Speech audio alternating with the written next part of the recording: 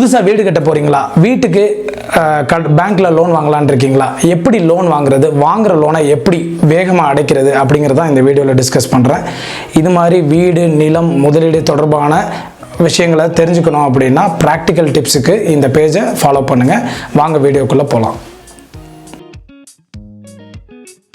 புது வீடு கட்டுறதுக்கு மேக்ஸிமம் லோன் வாங்குறதுக்காக நம்ம ட்ரை பண்ணிட்டு இருப்போம். லோன் வாங்க போகிறதுக்கு முன்னாடி என்ன பண்ணணும், லோன் வாங்கினதுக்கு பிறகு என்ன பண்ணணும் அப்படிங்கிறதா இந்த வீடியோவில் நான் சொல்ல போகிறேன். வீடு கட்டுறதுக்கான லோன் வாங்குறதுக்கு முன்னாடி என்னென்ன விஷயங்களை டிஸ்கஸ் பண்ணணும், தெரிஞ்சுக்கணும் அப்படின்னா ஃபஸ்ட்டு நம்ம வீட்டோடைய இடத்தோடைய அளவு என்ன, அதில் கன்ஸ்ட்ரக்ஷன் எவ்வளோ வருது அப்படிங்கிறத தெரிஞ்சுக்கிட்டு நீங்கள் நேஷ்னலைஸ் பேங்க்கை அப்ரோச் பண்ணணும். நேஷ்னலைஸ் பேங்க்குங்கிறது என்னென்னா கவர்மெண்ட் பேங்க், அதாவது SBI, இந்தியன், கனரா பேங்க், இந்த மாதிரி நேஷ்னலைஸ் பேங்க்கில் அப்ரோச் பண்ணணும். அங்கே ரேட் ஆஃப் இன்ட்ரெஸ்ட் கம்மியாக கிடைக்கும்.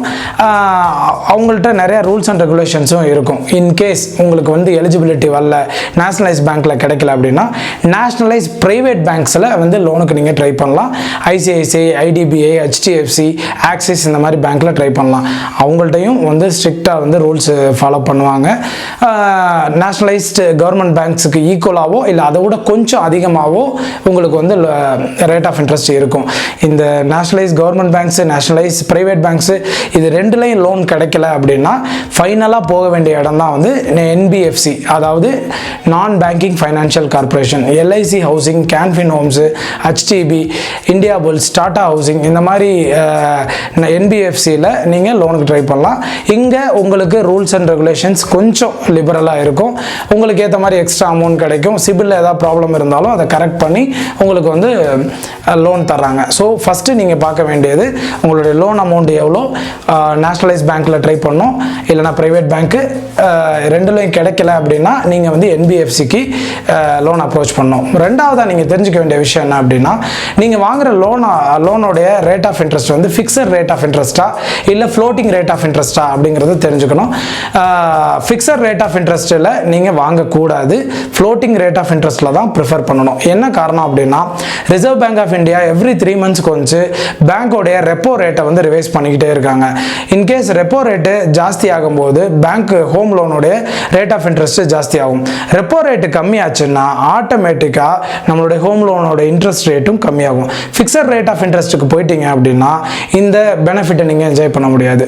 இந்த ரெப்போ ரேட்டில் நீங்கள் தெரிஞ்சுக்க வேண்டிய முக்கியமான விஷயம் என்ன அப்படின்னா, every 3 months once 4th month start ஆகும்போது, அதாவது புது குவார்ட்டர் ஸ்டார்ட் ஆகும்போது நம்ம RBI கவர்னர் அந்த குவார்ட்டருக்கான ரெப்போ ரேட் என்னன்னு சொல்லி நியூஸில் மீடியாவில் சொல்கிறாங்க.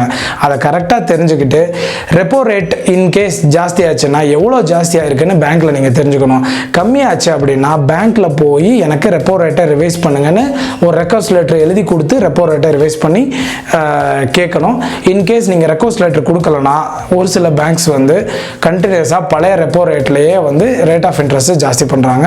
இதில் நீங்கள் கொஞ்சம் அவேர்னஸாக இருக்கணும். மூணாவது பாயிண்ட்டை தெரிஞ்சுக்கணும். இப்போ நீங்கள் எந்த பேங்க்குன்னு செலக்ட் பண்ணிட்டீங்க அப்படின்னா அந்த பேங்க்கில் உங்களுக்கு லோன் சேங்ஷன் ஆயிடுச்சு அப்படின்னா அந்த லோனோடைய பேங்க் ஸ்டேட்மெண்ட் ஆஃப் அக்கௌண்ட்டை வாங்கி பார்க்கணும். அதில் எவ்வளோ அமௌண்ட்டு, என்ன ரேட் ஆஃப் இன்ட்ரெஸ்ட்னு போட்டிருப்பாங்க.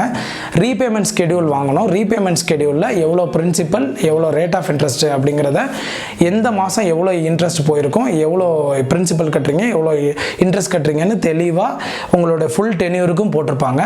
அதை நீங்கள் வாங்கி கரெக்டாக தெரிஞ்சுக்கணும். லாக்இன் பீரியட் எத்தனை மாதம்னு தெரிஞ்சுக்கணும்.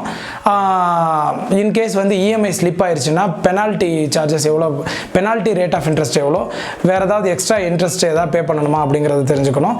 MODT சார்ஜஸ் என்னங்கிறத தெரிஞ்சுக்கணும். ப்ராசஸிங் ஃபீ எவ்வளோங்கிறத தெரிஞ்சுக்கணும். எந்த மாதிரி லோனை நீங்கள் செலக்ட் பண்ணணும் அப்படின்னா எந்த பேங்க்கில் ரேட் ஆஃப் இன்ட்ரெஸ்ட்டு கம்பேரிட்டிவ்லி கம்மியாக இருக்கோ, ப்ராசஸிங் ஃபீ கம்மியாக இருக்கோ, ப்ரீ க்ளோஷர் சார்ஜஸ் கம்மியாக இருக்கோ, லாக்இன் பீரியட் கம்மியாக இருக்கோ அந்த லோனை நீங்கள் ப்ரிஃபர் பண்ணி லோன் எடுக்கணும். ஸோ இதெல்லாம் தான், இந்த 3 விஷயம் தான் நீங்கள் லோன் வாங்குறதுக்கு முன்னாடி தெரிஞ்சுக்க வேண்டியது. ஓகே, நீங்கள் லோன் வாங்கிட்டீங்கன்னா லோன் வாங்கினதுக்கப்புறம் எப்படி வேகமாக லோனை அடைக்கிறது அப்படிங்கிறத இப்போ சொல்கிறேன், கேட்டுக்கோங்க. ஃபஸ்ட்டு நீங்கள் ஒரு நேஷ்னலைஸ் பேங்க்லையோ ப்ரைவேட் நேஷ்னலைஸ் பேங்க்லையோ வாங்கிட்டீங்க அப்படின்னா நீங்கள் அதை கரெக்டாக பே பண்ணிட்டு வாங்க. இன்கேஸ் NBFCயில் லோன் வாங்கிட்டீங்க அப்படின்னா லாக்இன் பீரியடுன்னு ஏதாவது ஒரு பர்டிகுலர் பீரியட் இருந்துச்சுன்னா அந்த லாக்இன் பீரியட் முடிஞ்சதுக்கப்புறம் இந்த என்பிஎஃப்சியில் இருக்கிற லோனை வந்து நேஷ்னலைஸ்டு கவர்மெண்ட் பேங்க்ஸுக்கோ நேஷ்னலைஸ்டு ப்ரைவேட் பேங்க்ஸுக்கோ மாற்றிக்கோங்க. அப்படி மாற்றுறப்ப வந்து உங்களுக்கு மறுபடியும் ப்ராசஸிங் ஃபீ, லீகல் ஃபீ, டெக்னிக்கல் சார்ஜஸ் ப்ளஸ் எமோடிட்டி சார்ஜஸ் வரும். பட் பெர்மனெண்ட்டாக உங்களுக்கு ரேட் ஆஃப் இன்ட்ரெஸ்ட் குறையும். ரெண்டாவது, மாதம் தவறாமல் இஎம்ஐ கட்டுங்க. எந்த தேதிக்கு வந்து இஎம்ஐ வருதோ அதுக்கு ஒரு 5 நாளைக்கு முன்னாடியே வந்து நீங்கள் ப்ரிப்பேர் ஆயிருங்க. என்னைக்கு லோன் வந்து உங்களுக்கு வந்து சேலரி வருமோ அதை கரெக்டாக தெரிஞ்சுக்கிட்டு அந்த தேதிக்கு இஎம்ஐ வர்ற மாதிரி பிளான் பண்ணி கட்டுங்க. ஒரு சிலர் வந்து மாத தொடக்கத்திலே வந்து இஎம்ஐ வந்துடும், ஆனால் சம்பளம் வந்து 10 தேதிக்கு மேலே வரும். ஸோ அந்த மாதிரி ஆட்கள்கிட்ட பேங்க்கில் ரெக்வஸ்ட் பண்ணி உங்கள் சம்பளம் என்னைக்கு வருதோ அதுக்கப்புறம் இஎம்ஐ வர்ற மாதிரி பிளான் பண்ணி கட்டினீங்கன்னா இஎம்ஐ ஸ்லிப் ஆகாது, அதனால் வர பெனால்ட்டி கிடைக்காது.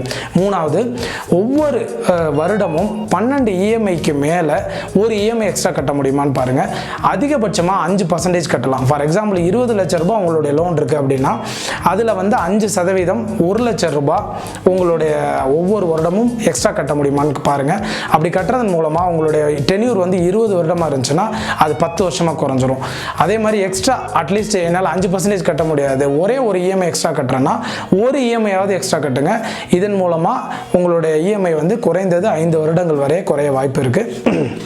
இதை தாண்டி 4வது பாயிண்ட் என்ன அப்படின்னா, உங்களுக்கு வர்ற எக்ஸ்ட்ரா இன்கம், ஓடி, போனஸ், இன்சென்டிவ், வேறு ஏதாவது சைடு ரெண்டல் இன்கமோ வேறு ஏதாவது பிஸ்னஸ்லேருந்து வர்ற இன்கமோ எல்லாத்தையும் தூக்கி உங்களுடைய லோன் அக்கௌண்ட்டில் போட்டு வேகமாக க்ளோஸ் பண்ணுங்கள். 4வது முக்கியமான பாயிண்ட் என்னென்னா, வீட்டு கடன்கிறது வந்து ஒரு லைஃப் டைம் கடன். அதை வேகமாக அடைக்கணும் அப்படின்னா ரொம்ப சிக்கனமான வாழ்க்கையை தேர்ந்தெடுக்கணும், தேவையற்ற ஆடம்பர செலவுகளை குறைக்கணும், சிக்கனமாக இருக்கணும். இது 4வது பாயிண்ட். 5வது பாயிண்ட்டு முக்கியமான பாயிண்ட் என்ன அப்படின்னா, ஒரு வீடு அப்படிங்கிறது ஒரு மிடில் கிளாஸ் பீப்புள் இல்லை ஒரு பொதுவாகவே வந்து நிறைய பேருக்கு ஒரு பெரிய கனவு. அந்த வீடை அடையணும், கடன் வாங்காமல் அடையணும்னா குறைந்தது 70லேருந்து 80% பணத்தை சேமித்து வச்சுக்கிட்டு அதுக்கப்புறம் கடனுக்கு போகிறது நல்லது. அப்படி கடனுக்கு போனீங்கன்னா வேகமாக கடன் அடைக்கலாம், வட்டி கம்மியாக கட்டலாம். அப்படி இன்கேஸ் வந்து உங்கள்கிட்ட 10% 20% தான் இருக்குது, மிச்சம் 80% கடன் வாங்கணும் அப்படின்னா நீங்கள் வேகமாக கடனை அடைக்கலை அப்படின்னா வாழ்நாள் முழுவதும் கடனை அடைத்து விட்டு கடனை அடைக்கும் போது நீங்கள் வந்து உங்களுடைய வாழ்க்கையை முடிந்து விடக்கூடிய சூழ்நிலை இருக்கும். ஸோ நல்லா திட்டமிட்டு பிளான் பண்ணி நீங்கள் வந்து வீடு கட்டுங்க, கடன் வாங்குங்க. இப்போ நான் சொன்ன டெக்னிக்ஸ் எல்லாம் நீங்கள் ஃபாலோ பண்ணீங்க அப்படின்னா உங்களுக்கு வந்து வேகமாக கடனை அடைக்க முடியும். இஎம்ஐ கால்குலேட்டர் ஒரு ஆப்போடைய லிங்க்கும் அதை பற்றிய டீட்டெயில்ஸும் நான் கீழே டிஸ்கிரிப்ஷனில் கொடுத்துருக்கேன். இந்த மாதிரி இது போன்ற நிறைய விஷயங்களை நீங்கள் தெரிஞ்சுக்கணும் அப்படின்னா என்னுடைய சேனலை சப்ஸ்கிரைப் பண்ணுங்கள், ஃபாலோ பண்ணுங்கள். தேங்க்யூ.